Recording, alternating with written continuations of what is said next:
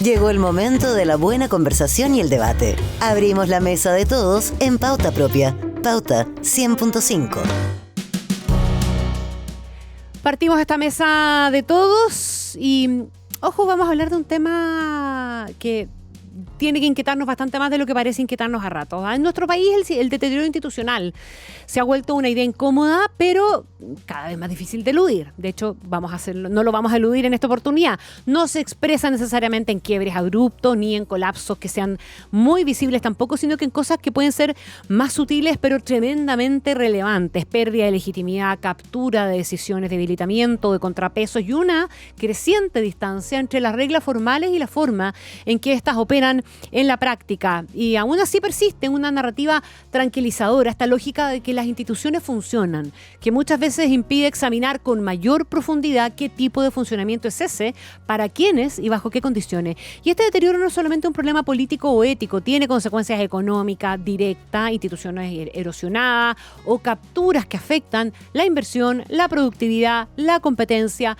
la capacidad del Estado para diseñar e implementar políticas públicas también. El desafío no es solo chileno. En los últimos años la captura del Estado, un concepto que vamos a entender hoy día en profundidad, ha pasado de ser un problema asociado a democracias frágiles o regímenes autoritarios a convertirse en una amenaza transversal que se observa también en países desarrollados. Estados Unidos, ni hablar de las trayectorias, ¿verdad?, más extremas, si ustedes quieren, de Venezuela, Nicaragua, Hungría o Rusia. En ese marco hay una pregunta clave para Chile. ¿Estamos mirando el problema correcto cuando reducimos el debate a la corrupción tradicional? Nos falta hablar de este fenómeno más profundo que no siempre se manifiesta en delitos obvios, que es la captura. Vamos a abordar estas preguntas en una conversación con Daniel Kaufman, que es un economista chileno que ha estado estudiando en profundidad temas como la gobernanza, la calidad institucional y la captura del Estado. Daniel Kaufman fue director del área de gobernanza del Banco Mundial, Senior Fellow de Brookings Institution, cofundador del Natural Research Governance Institute. Ha desarrollado, Daniel, herramientas pioneras para diagnosticar y medir la corrupción y la captura del Estado a nivel global. Recién lideró la elaboración del primer índice global de captura del Estado, cuyos resultados fueron recogidos por el Financial Times y The Economist. Y refuerza con esto, Daniel, una mirada comparada y largo plazo sobre estos fenómenos. Un lujo tenerte aquí, Daniel Kaufman. Muy buenas tardes y bienvenido a Pauta Propia. Gracias, Connie. El honor es mío. Déjeme partir, Daniel, por entender de qué habla Daniel Kaufman. Digo, porque tú lo has desarrollado con bastante profundidad. Cuando hablas de la captura del Estado, ¿de qué estamos hablando exactamente y en qué se diferencia esa captura del Estado de la corrupción tradicional, entre comillas? Sí. Con mi socio en ese tiempo, en este tema, estábamos en el Banco Mundial, Joel Hellman, desarrollamos el concepto de captura del Estado ya hace prácticamente 30 años, con la caída de la cortina roja de la Unión Soviética, porque vimos con mucha preocupación un fenómeno muy distinto que la corrupción tradicional en ese tiempo, en los países como Rusia, Ucrania también en ese tiempo, Azerbaiyán y otros. Y hay un contraste enorme con la corrupción tradicional, que siempre se ha mirado de cómo eludir o evadir las reglas del juego existentes que han sido formadas por el Estado. ¿Cómo me saco encima un parte, un trámite? Y esto lo otro, pago un soborno u otra cosa. La captura del Estado no es eludir o evadir las reglas del juego. Se refiere a la formación, a la distorsión, a la manipulación de las reglas del juego por actores muy potentes en élites, tanto sean económicas, financieras o políticas, y a veces el líder del Estado mismo toma esa función. Capturar y capturar en beneficio propio y no en beneficio del propio, resto, claro. y de su entorno.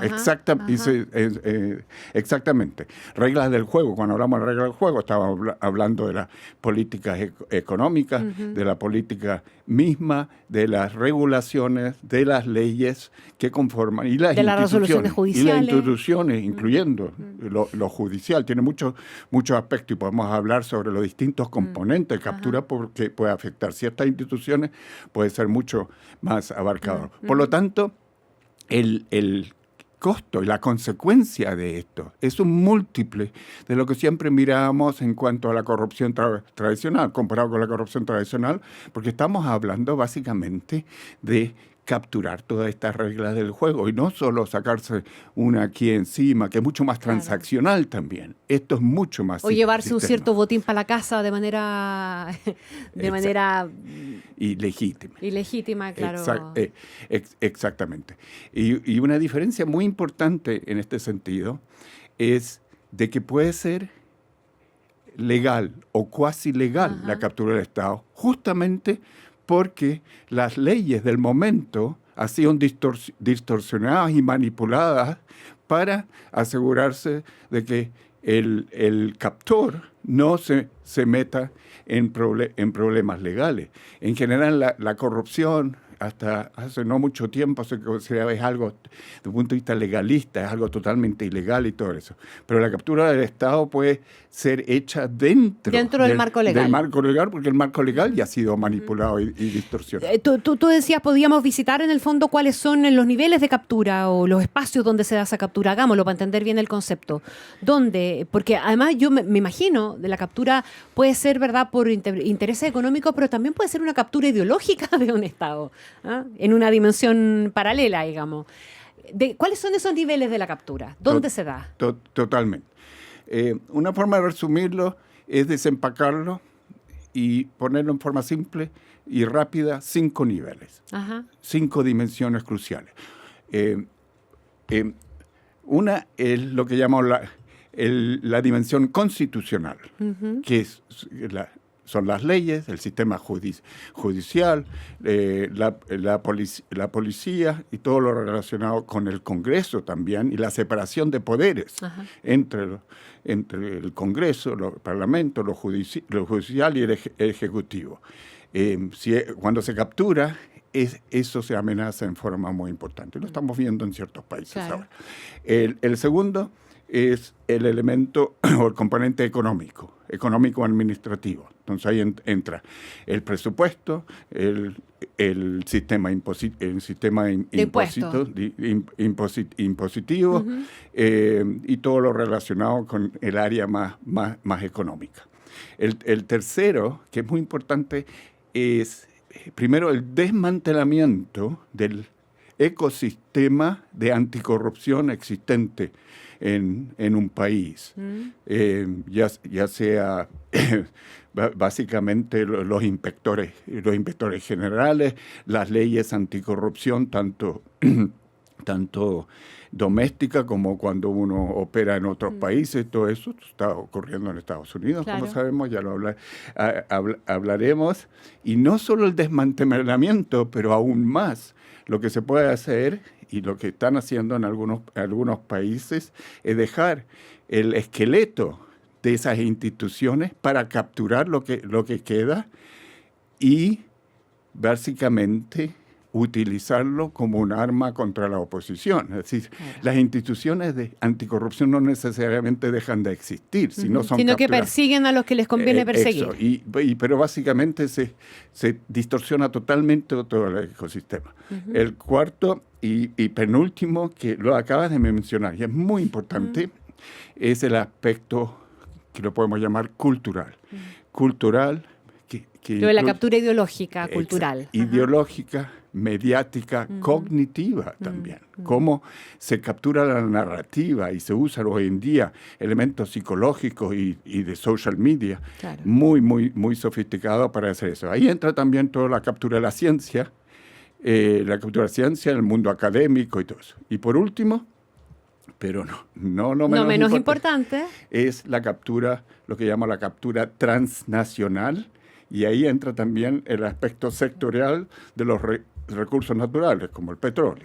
Lo estamos viendo.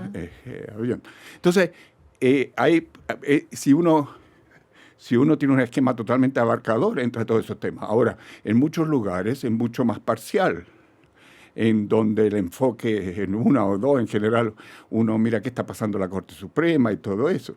La Corte Suprema entra como muy importante en el primero, en el Constitucional, lo sabemos, obviamente. En Chile.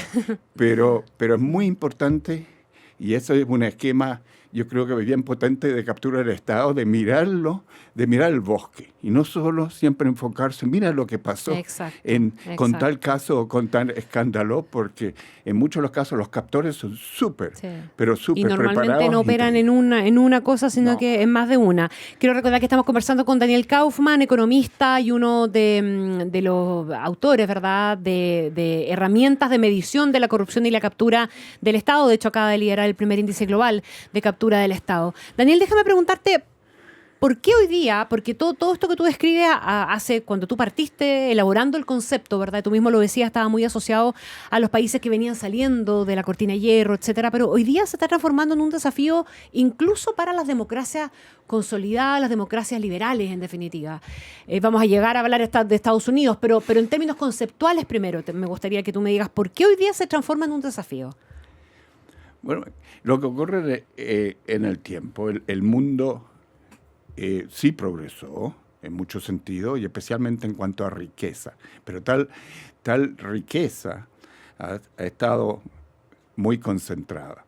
Y lo que ocurre, un factor determinante que está tan ligado a captura del Estado es la inequidad o desigualdad de influencia política. Y donde son los muy pocos que tienen un poder desproporcional en influir las leyes, las regulaciones, las reglas del juego de los que hablamos. ¿Qué conlleva a esa desigualdad política o qué está relacionado? Es la gran desigualdad de riqueza que existe en los países. Y Estados Unidos es un caso emblemático.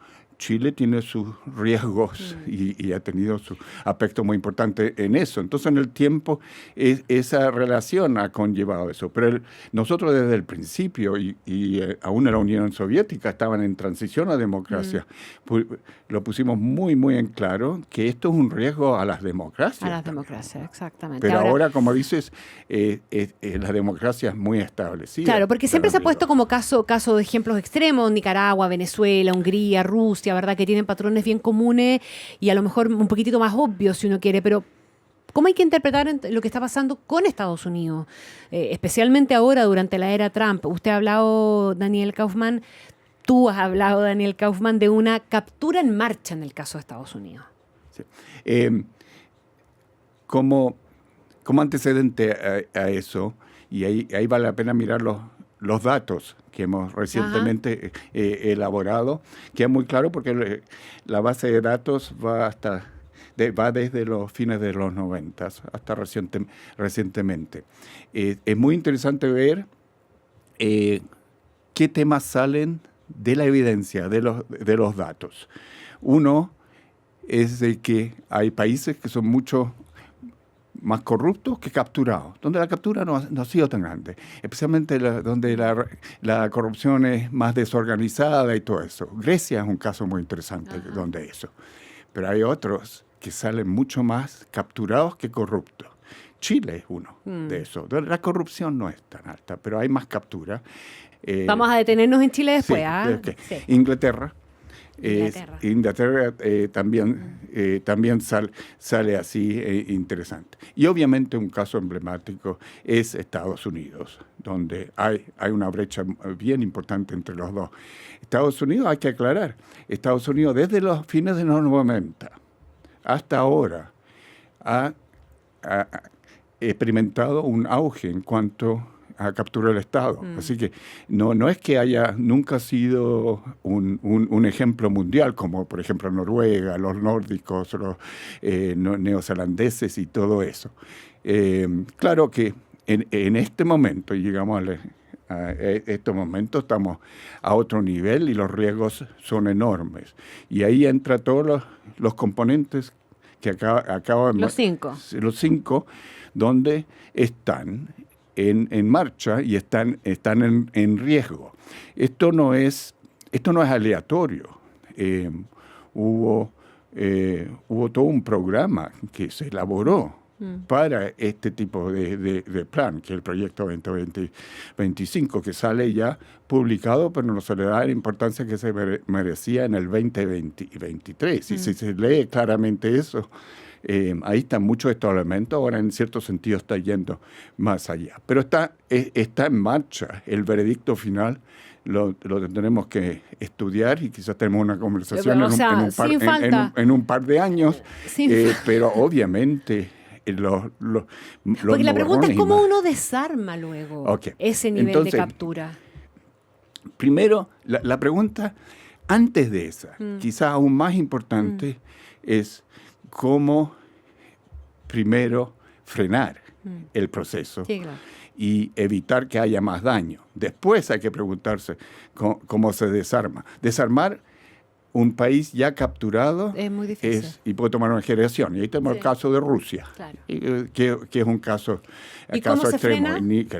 Pero en cuanto a frenar, obviamente depende del estudio diagnóstico de país. El caso de Estados Unidos, pero también aplica a otros países, tiene por lo menos 3 elementos claves. Uno, para Estados Unidos, muy importante, y para la administración muy importante, son los mercados.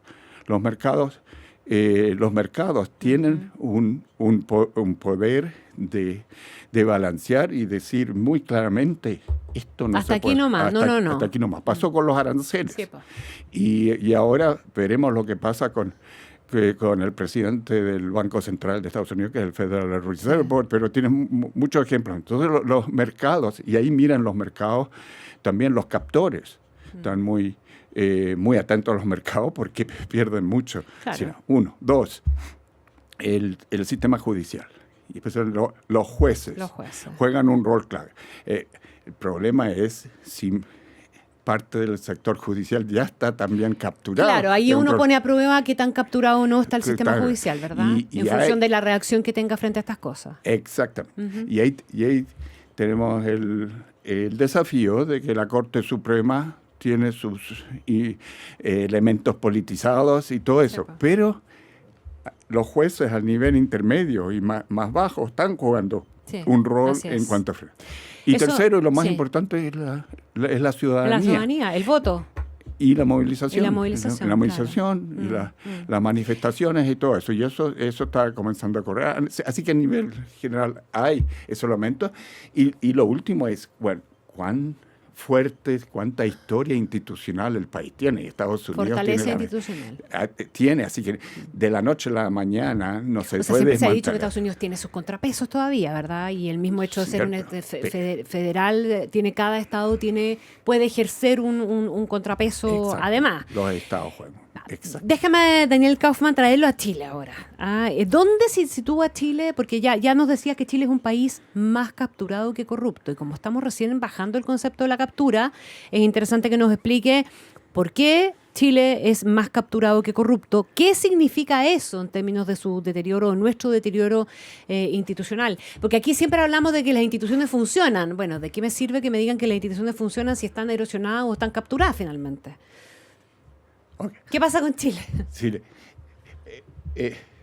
Primero, quizás el sesgo por mis raíces chilenas. Chile no está capturado. No. Chile más capturado que corrupto, exacto, lo que no significa que esté capturado. Buena precisión. Y el riesgo de llegar a una captura más seria, alta, está ahí. Ahí entra la distinción crucial entre nivel y tendencia. Ya. El nivel de Chile en cuanto a corrupción, aunque es relativamente bajo, el nivel de captura de Chile es más alto que el de corrupción y debería ser más bajo, pero comparado con las Venezuela, con la Nicaragua y todo eso. Claro, es que comparémonos con... Eso. Pero, por ejemplo, Uruguay sobrepasó a Chile hace varios años en los dos, y es mucho. Lo sobrepasó en términos negativos. En términos positivos. Positivos. Así que Chile, Uruguay está mejor que Chile. Ya no es el ejemplo en América Latina que lo era, y en ciertos aspectos más mediocre. Entonces,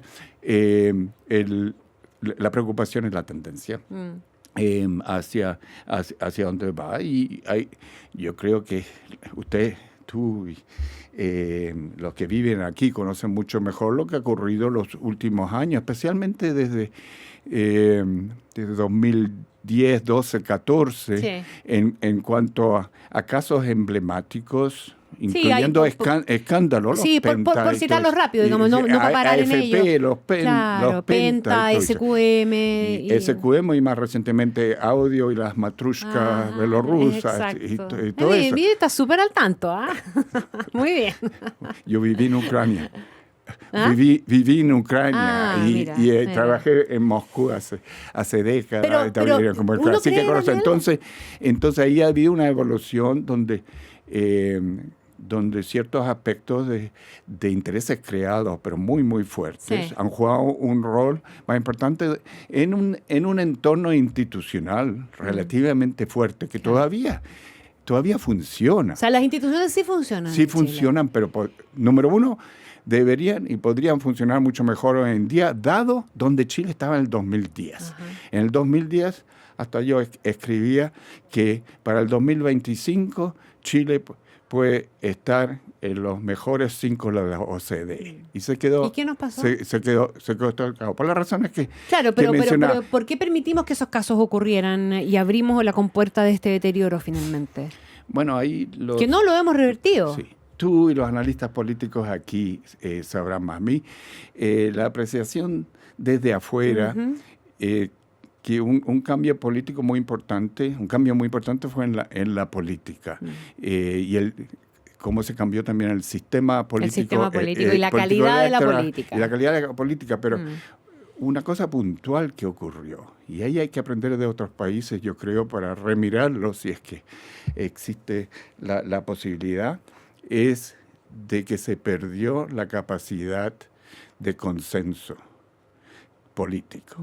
Y ahí hay ejemplos, sí, y eso existía antes y por tanto por la fragmentación política, pero yo creo también por la polarización política, se pierde eso y por lo tanto se dejó de gestionar. La polarización en sí misma es un intento de captura de lado y lado, ¿no? Claro. Totalmente. Sí, po. Y por lo tanto se deja de reformar.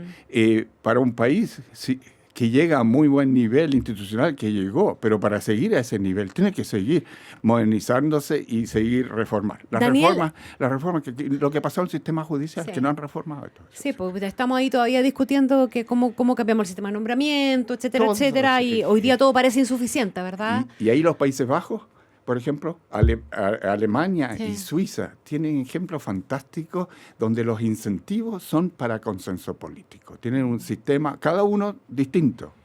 El punto es, viniendo de afuera, porque yo no conozco todos los detalles No, pero de Chile viniendo mismo, de afuera- pero viniendo de afuera Y aquí hay que adentro uno pide estudiar lo y mismo. mirar bien por qué otros, porque no es que no se pueda hacer. ¿No?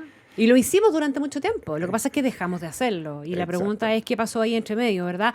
Hay una bajada que me interesaría, y lamentablemente puede ser la última pregunta por el tiempo, pero vamos a conversar después de nuevo sin falta.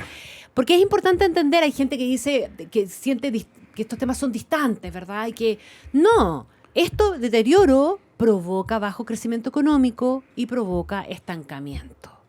¿Por qué? Totalmente.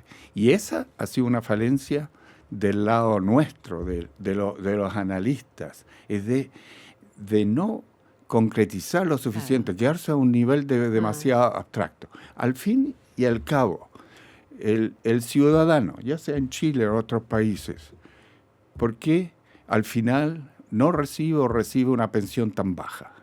¿Por qué los precios que tienen que pagar por los medicamentos o por cualquier test de laboratorio son 3 veces más de lo que debería ser? Hay que, básicamente lo que decimos en inglés, link the dots. Claro.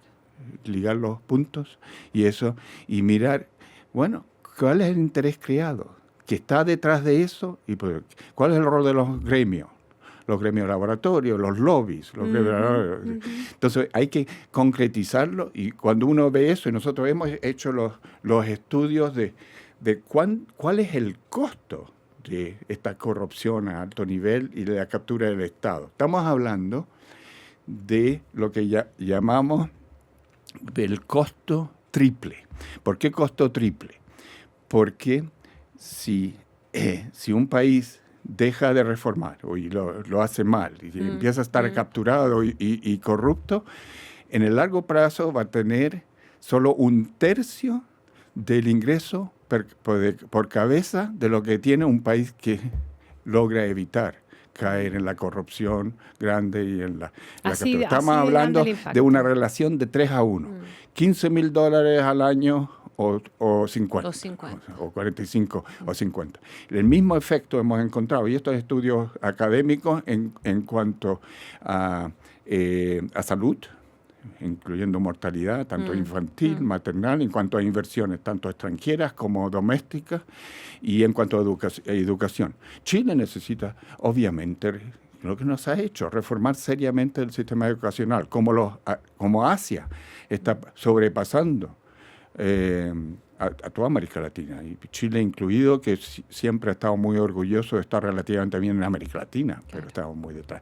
¿Cómo afecta el sistema educacional los intereses creados en esto? Y solo las élites tienen una educación fantástica, ¿y qué pasa con el resto? Entonces hay que concretizarlo y mirarlo. ¿Qué es lo que ocurre debido a captura del Estado en una sociedad, en un país? Y que la gente tenga conciencia de cómo le impacta. Es cuando a mí me pasa mucho cuando uno habla mucho de demonización del Estado. Es decir, expliquemos a la gente el impacto que tiene directo. Y tiene que ver con lo mismo. Por eso me voy a la farmacia. ¿Por qué estoy pagando eso? ¿Por qué un laboratorio me cobra esto? Y empezar a preguntarse. Y el problema es que el efecto es indirecto, entonces hay que hacer una reconstitución. Y el último punto sobre eso no es solo la parte económica. Y por eso es tan importante poner el marco de captura del Estado. Captura del Estado es la intersección entre la corrupción de alto nivel, a nivel venal, de robo, de la sociedad, y la amenaza contra las instituciones democráticas. Entonces es un riesgo enorme a la democracia. Lo estamos viendo ese riesgo en Estados Unidos en este momento. No es solo algo económico e institucional. Es el aspecto sobre la amenaza a las instituciones democráticas es absolutamente clave. Así. Y eso en sí también conlleva problemas económicos, obviamente, por supuesto, como lo hemos visto en las Venezuelas. Daniel Kaufman, economista chileno que reside en Estados Unidos, fue director de gobernanza del Banco Mundial, Senior Fellow del Brookings Institution, autor también, ¿verdad?, del primer índice global de captura del Estado. Un honor. Muchísimas gracias por haber venido a Pauta Propia. Espero de verdad que podamos repetir esta conversación en el tiempo que hay que dejar que pase el tiempo que sea necesario, pero para hacer ese balance, ¿verdad? Muchísimas gracias. Muchas gracias a ti, Connie. El honor es mío. Muchas gracias. Despedimos nuestro programa hoy día. Se acaba esta mesa de todos en Pauta Propia. Nos encontramos. Que tengan un súper buen resto de día.